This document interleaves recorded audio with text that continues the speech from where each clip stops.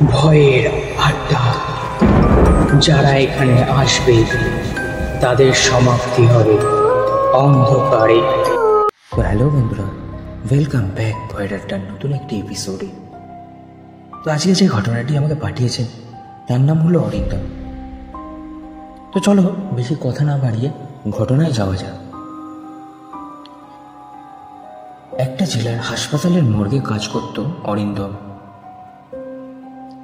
সেদিন রাত 12:45, বাইরে হালকা কুয়াশা, ভেতরে হাড় কাঁপানো ঠান্ডা। সেই রাতে দুটো অস্বাভাবিক দেহ আনা হয়। প্রথমটা একজন বৃদ্ধা হার্ট অ্যাটাক করে মারা গেছে। দ্বিতীয়টা একটা অচেনা পুরুষের দেহ, যাকে রেললাইনের পাশ থেকে পাওয়া যায়।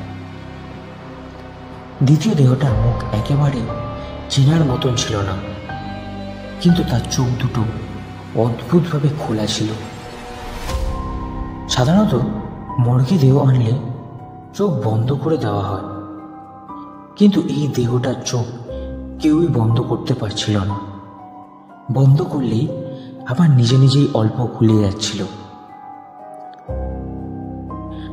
ডাক্তাররাও বলেছিল মৃত্যুর পর স্নায়ুর রিয়াকশন হতে পারে, কিন্তু অরিন্দমের বুকের ভিতর তখন থেকেই অস্বস্তি জমেছিল।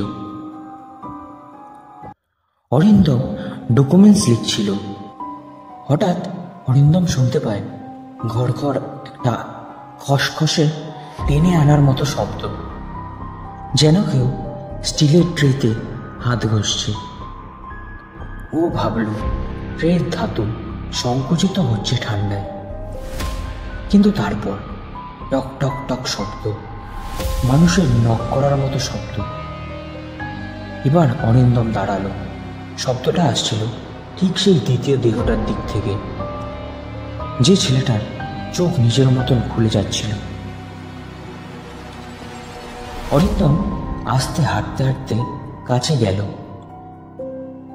চাদরটা পুরোটাই স্থির, কিন্তু ট্রের মাথার দিকে ধাতু থেকে স্পর্শ দেখা যাচ্ছে ভেতরে দেহটা সামান্য ওঠানামা করছে, যেন কারো আঙ্গুল ভেতর থেকে চাপ দিচ্ছে। ও থরথর করে কাঁপতে কাঁপতে ডাক দিল, হ্যালো, কেউ আছেন? উত্তর নেই। কিন্তু শব্দটা থামল না। এই শব্দটাই হচ্ছিল। নখ দিয়ে ঠিক স্টিল ঘষলে যেমন শব্দ হয় তেমন। চাদরটা যখন সরালো, অরিন্দমের সাহস শেষ হয়ে গিয়েছিল। তবুও সত্যি জানার জন্য ও হাত বাড়াল। ধীরে, খুব ধীরে চাদরটার মুখের দিক থেকে একটু তুলল। আর যেটা দেখল, দেহটার চোখ দুটো পুরোপুরি খোলা এবং সরাসরি অরিন্দমের চোখের দিকে তাকানো। কিন্তু সবচেয়ে ভয়ানক ব্যাপার, চোখের কোল ঘেঁষে শুকনো রক্ত ভেজা হয়ে উঠেছিল, যেন ভেতর থেকে কিছু ঠেলে উপরে আসছে। অরিন্দম পেছনে যেতে গিয়েও পারল না, কারণ ঠিক তখন দেহটার ডান হাত হালকা করে কেঁপে উঠল। 1 সেকেন্ডের জন্য, কিন্তু স্পষ্ট।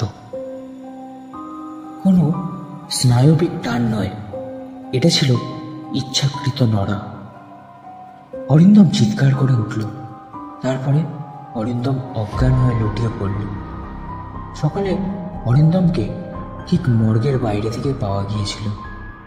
অজ্ঞান অবস্থায় পড়ে থাকতে দেখে ডাক্তাররা তাকে চিকিৎসা করল এবং অরিন্দম সুস্থ হয়ে উঠল। তারপর থেকে অরিন্দম আর মর্গে কাজ করে না। অরিন্দম এখন শহরে একটি ছোট্ট দোকানে বসে। তো বন্ধুরা, এই ছিল আজকের ঘটনা। ঘটনাটি কেমন লাগলো তোমরা প্লিজ কমেন্ট করে জানিও। যদি ঘটনাটি ভালো লেগে থাকে তো লাইক, কমেন্ট, সাবস্ক্রাইব করতে ভুলো না। তো চলো আবার দেখা হবে নতুন একটি এপিসোডে। ততক্ষণের জন্য সুস্থ থেকো, ভালো থেকো।